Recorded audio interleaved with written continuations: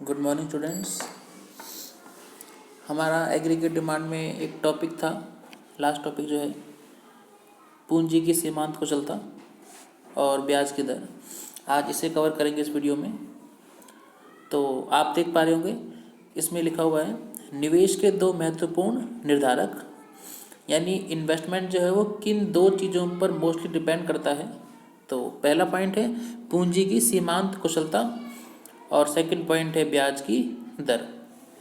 तो पहला पॉइंट जो है पूंजी की सीमांत कुशलता, ये क्या है पहले इसको कवर करते हैं। पूंजी की सीमांत कुशलता अतिरिक्त निवेश से प्राप्त होने वाले लाभ की संभावना है, एस्टिमेटेड है, एक्सपेक्टेड है, एक्चुअल नहीं है। अन्य शब्दों में पूंजी की सीमांत कुशलता किसी पूंजीगत पदार्थ जैसे कि मशीन की एक अतिरिक्त इकाई का प्रयोग करने से उसकी लागत की तुलना में मिलने वाले लाभ की अनुमानित दर है।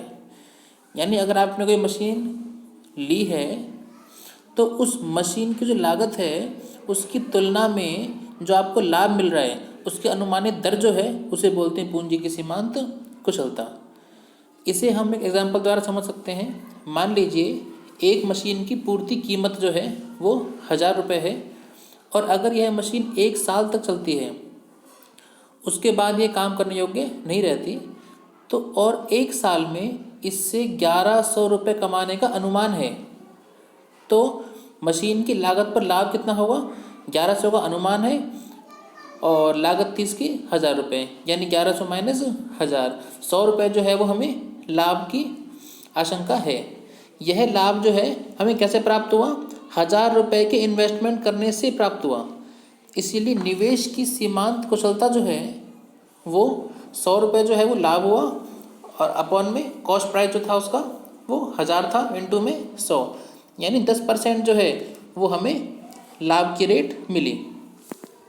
उपरोक्त एग्जाम्पल से स्पष्ट हो जाता है कि निवेश की सीमांत कुशलता पूंजी पदार्थ यानी कि मशीन कह सकते हैं, इससे प्राप्त होने वाली अनुमानित आय, यानी कितना पैसा मुझे बाद में अनुमानित है प्राप्त हो सकता है, जो इस एग्जाम्पल में आपका 1100 रुपये था, और उसकी पूर्ति कीमत जो इस एग्जाम्पल में आपकी 1000 रुपये पर निर्भर करती है।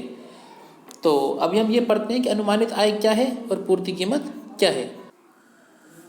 अनुमानित आय से अभिप्राय उस समग्र शुद्ध आय से होता है जिसका किसी पूंजीगत पदार्थ के प्रयोग करने से उसके कार्यकाल की समग्र अवधि में प्राप्त होने का अनुमान है।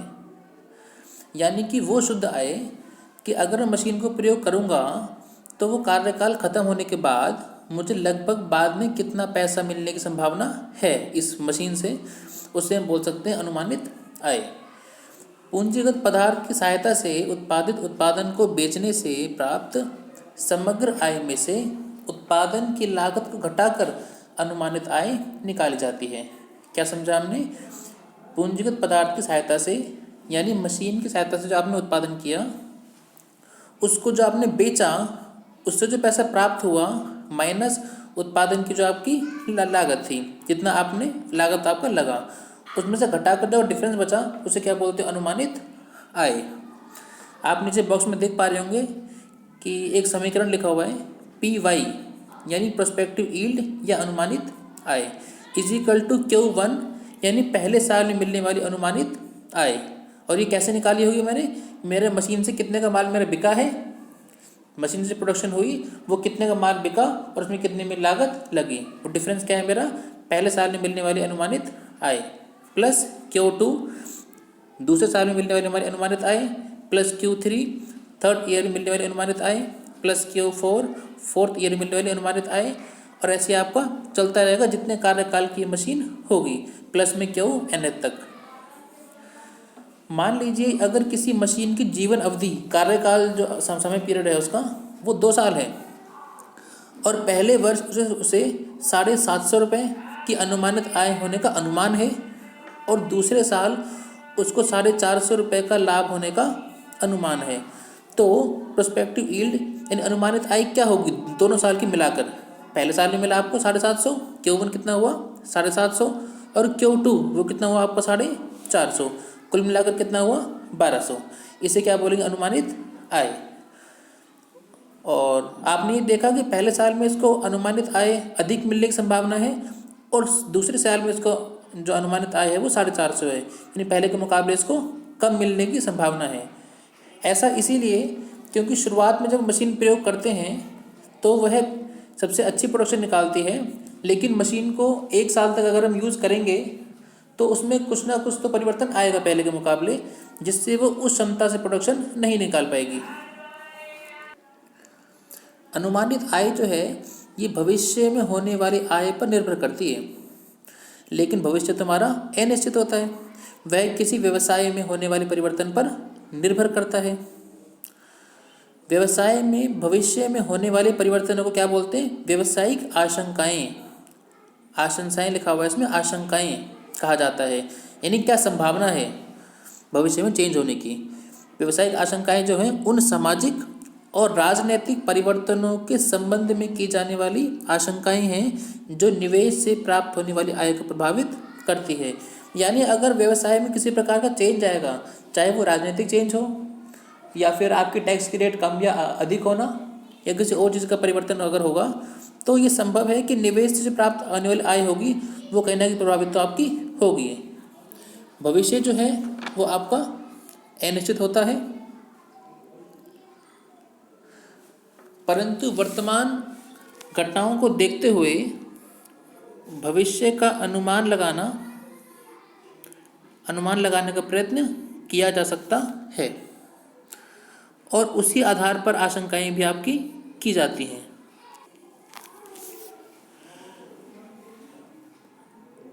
कि भविष्य में किसी निवेश से कितनी आय प्राप्त होगी, यानी कि वर्तमान घटनाओं को देखते हुए अनुमान लगाते हैं कि अगर परिस्थितियां इसी प्रकार की रहती हैं आगे जाके भी, तो मेरा अनुमान है कि भविष्य में मुझे इतनी आय प्राप्त हो सकती है।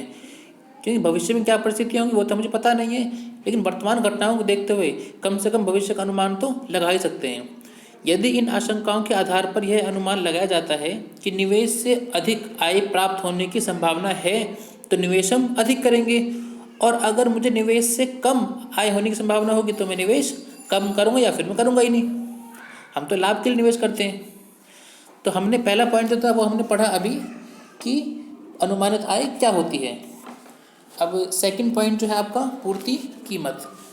किसी पूंजीगत वस्तु की सीमांत कुशलता को प्रभावित करने वाले दूसरा तत्व जो है वो क्या है? पूर्ति कीमत।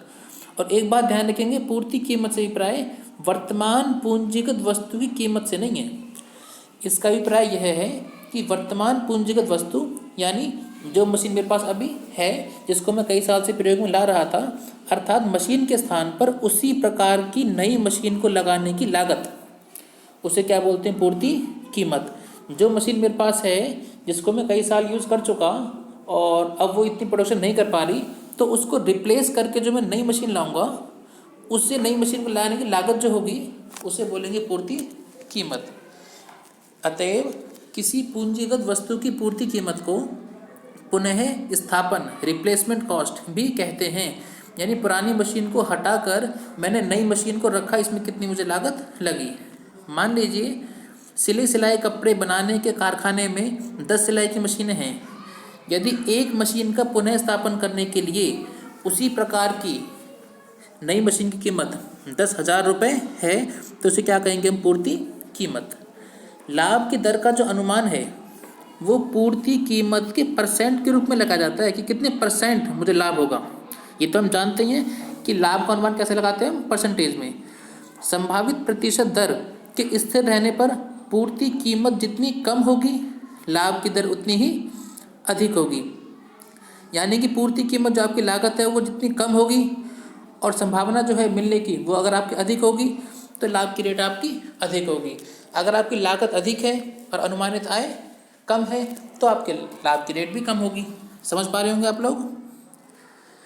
हमने दो चीज़ पढ़ ली, पूंजी की सीमांत कुशलता के अंदर अनुमानित आय मुझे लगभग कितना आय मिलेगी एक साल में 2 साल में, और पूर्ति कीमत उसकी रिप्लेसमेंट कॉस्ट क्या है।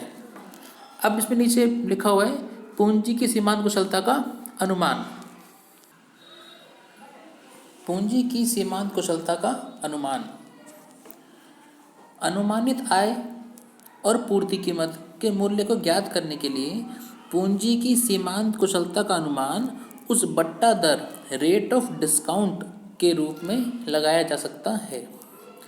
रेट ऑफ डिस्काउंट का मतलब ये है कि जो मुझे आय भविष्य में प्राप्त होगी उसकी वैल्यू आज जो है वो कितनी है।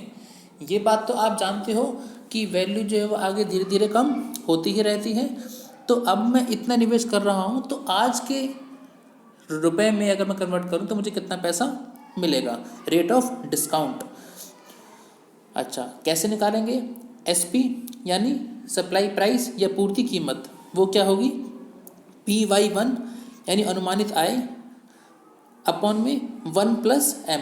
एम क्या है? आपकी निवेश की सीमांत कुशलता या फिर आपकी रेट जो है, दर जो है, प्लस PY2 दूसरे ईयर में मुझे अनुमानित आय की संभावना कितनी है बट्टे में 1 प्लस एम का होल स्क्वायर, प्लस तीसरे साल में अनुमानित आय यानी PY3 बट्टे में 1 प्लस एम का होल क्यूब, यानी तीसरे साल में मुझे तीसरे साल का एम जो है उसकी रेट कितनी होगी। प्लस में ऐसे आपका चलता रहेगा PY up to N term अपन 1 प्लस एम की पावर एन। ये एक बेसिकली फॉर्मूला है।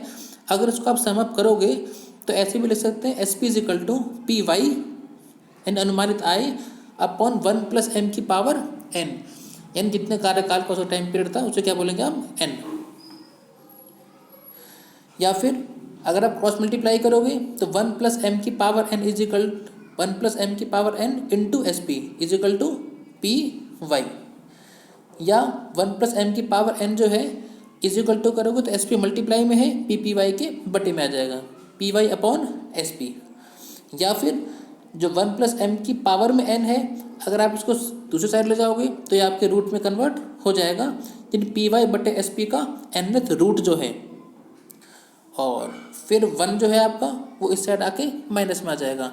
तो आपने देखा PY upon SP nth root minus 1। ये फॉर्मूला जो है ये बेसिकली आपको बता देगा कि पूंजी की सीमांत कुशलता यानी लाभ की अनुमानित दर जो है वो आपकी कितनी है। अगर पूर्ति कीमत SP और समग्र अनुमानित आय जो है आपकी वो PY है तो पूंजी की सीमांत कुशलता को आप इस फॉर्मूले से आप निकाल सकते हो। ठीक है बच्चों, नीचे एग्जाम्पल है। मान लीजिए एक मशीन की पूर्ति कीमत 1000 रुपये है और उस मशीन की जीवन अवधि कितनी है? 2 साल, और इन 2 सालों में उस मशीन से समग्र अनुमानित आय कितनी है? 1210 रुपये मुझे प्राप्त होती है। तो आपको ये निकालना है कि उस मशीन की सीमांत कुशलता ज्ञात करनी है। अच्छा, तो आप निकाल सकते हो। एम का फॉर्मूला क्या होता है? PY upon SP nth root minus 1। PY कितना है आपका? 1210, यानी अनुमानित आय कितनी? 1210, और पूर्ति कीमत यानी सप्लाई प्राइस वो कितना है आपका? 1000। इसका आप रूट में निकालोगे और n कितना है यानी कार्यकाल टाइम पीरियड कितना है आपका? 2। यहाँ पे आपने लिखा 2, यानी 1210 बट्टे में 1000, रूट में n कितना है? 2 और माइनस 1। तो 1210 बट्टे में 1000 है, 1 0 से 1 0 कटी, यानी 121 बट्टे में 100। 121 का स्क्वायर रूट क्या होता है आपका? 11, और 100 का स्क्वायर रूट कितना होता है आपका? 10, यानी 11 बट्टे 10 माइनस 1।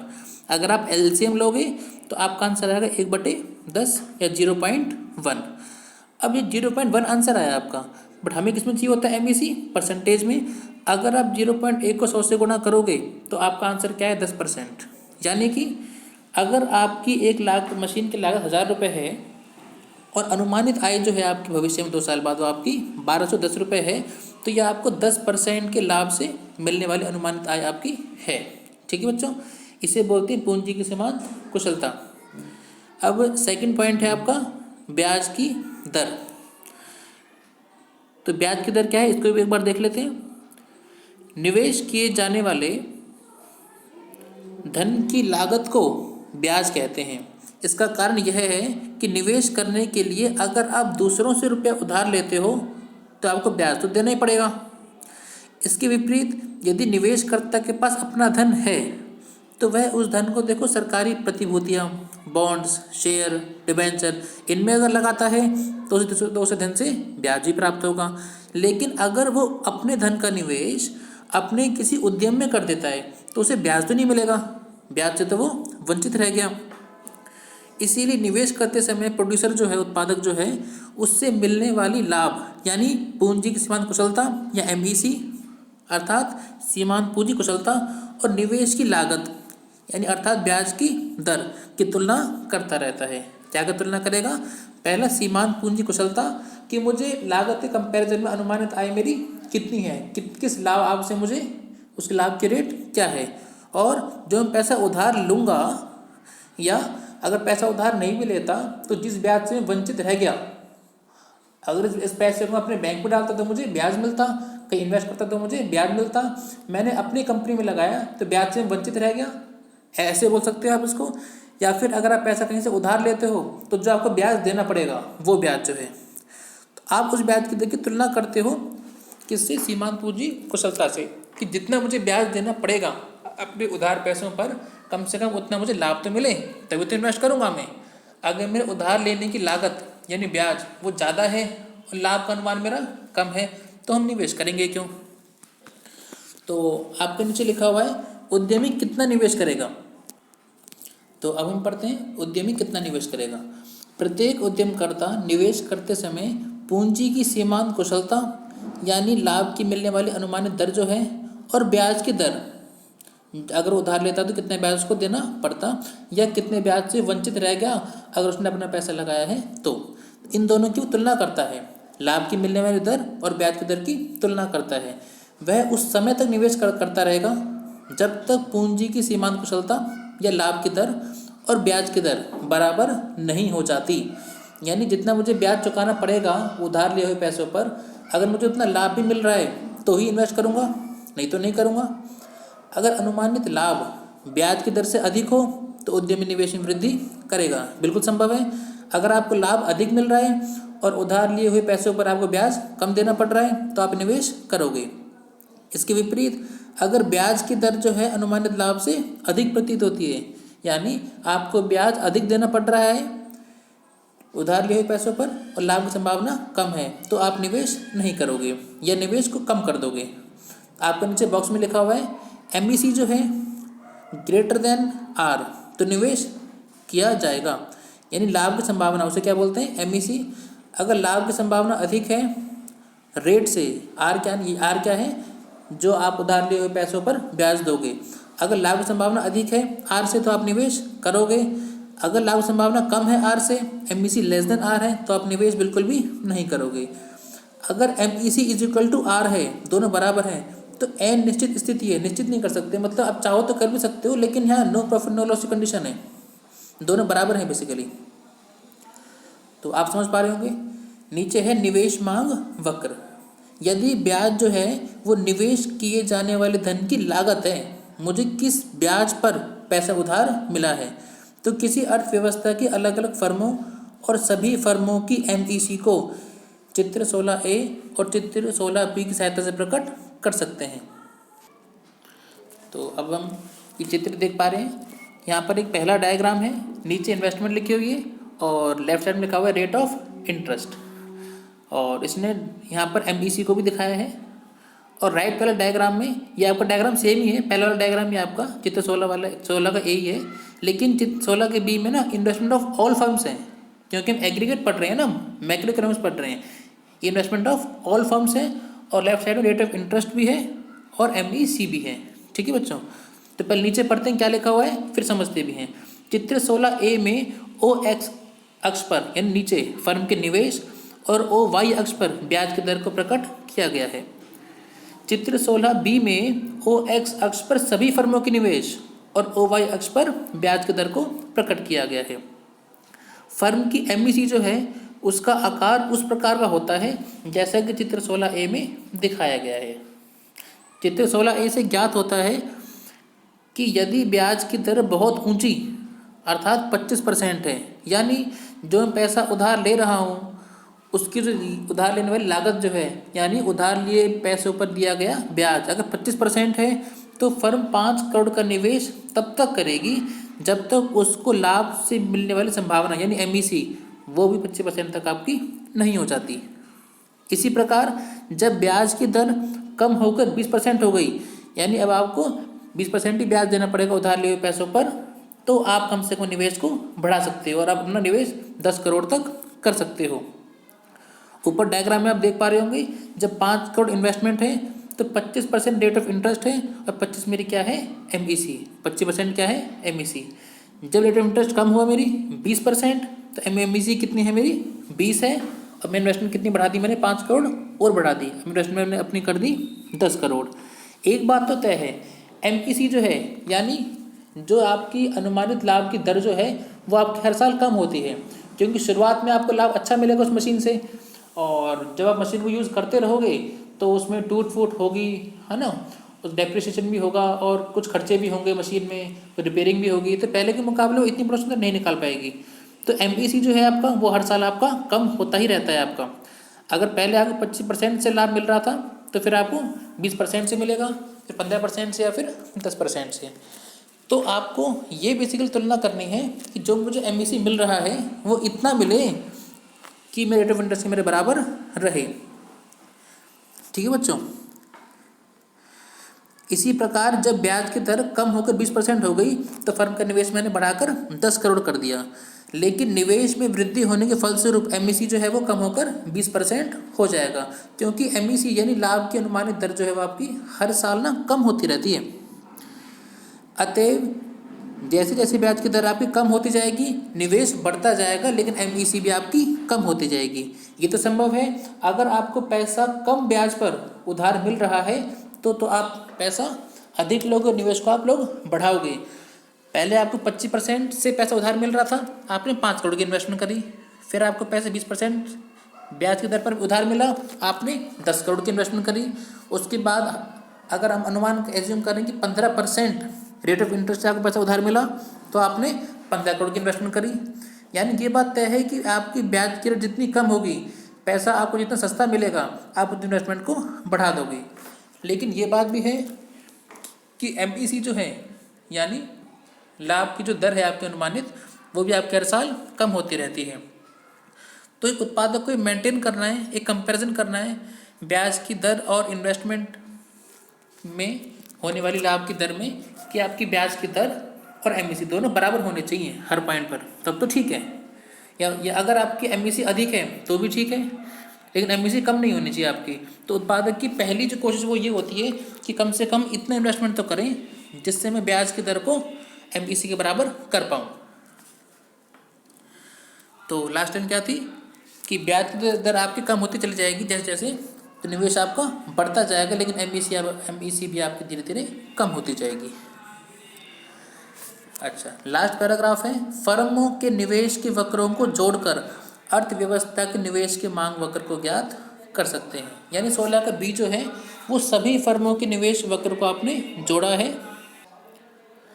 और आप देख पा रहे हो 16B में जो ढलान जो है वक्र का वो नेगेटिव है।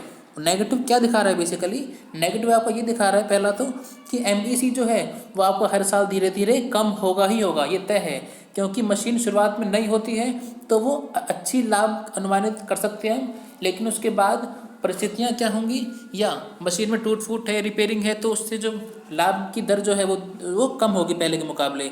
तीसरे साल में जो दर है लाभ की अनुमानित दर, वो सेकंड साल में मिलने वाले के कंपैरिजन में और भी कम होगी। यानी हम ये कह सकते हैं कि लाभ की दर जो है यानी MEC जो है वो धीरे धीरे कम होती रहती है। इसका ढलान ऋणात्मक है, और ब्याज की कम दर पर अधिक निवेश किया जाएगा।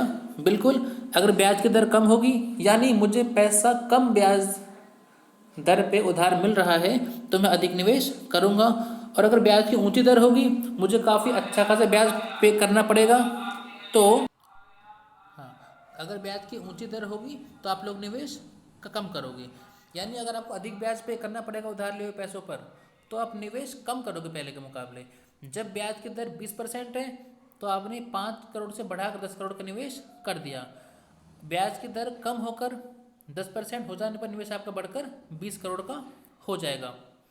निवेश वक्र के नीचे की ओर ढलान से ज्ञात होता है कि ब्याज की दर और पूंजी की सीमांत कुशलता के निचले स्तर पर समानता के साथ साथ निवेश में वृद्धि की प्रवृत्ति भी बढ़ती है।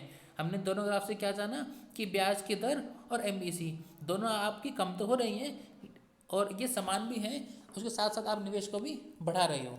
ठीक है बच्चों, यानी MEC क्या है, पूंजी की सीमांत कुशलता, अनुमानित लाभ की दर जो आपकी कितनी है। आर रेट ऑफ इंटरेस्ट क्या है कि किस ब्याज दर पर आपको पैसा उधार मिल रहा है। अगर दोनों बराबर हैं या एमईसी अधिक है आर से तो बेटर है, और अगर एमईसी कम है, लाभ कम मिल रहा है और उधार जो है आर जो है आपका वो आपका अधिक है, ब्याज की दर आपकी अधिक है, तो आप इन्वेस्ट क्यों करोगे। साइड में एक बॉक्स से लिखा हुआ, इसको पढ़ लेते हैं एक बार। ये ध्यान रखना चाहिए कि एमईसी पूंजी की सीमांत कुशलता और एमईआई निवेश की सीमांत कुशलता की धारणाएं अलग अलग हैं। निवेश की सीमांत कुशलता यानी एमईआई जो है आपका, उसकी धारणा काफ़ी जटिल है। इसीलिए 10+2 के स्तर के विद्यार्थियों के लिए प्रोफेसर जेएम कीन्स द्वारा प्रतिपादित एमईसी की धारणा की जानकारी पर्याप्त है। हमने एमईसी पढ़ा है, ये एमईआई आपका नहीं है, एमईआई हमें यहाँ पर पढ़ना भी नहीं है। ठीक है बच्चों, इसको इस वीडियो को मल्टीपल टाइम देखना, समझना, और कोई डाउट हो तो मुझसे पूछ लेना।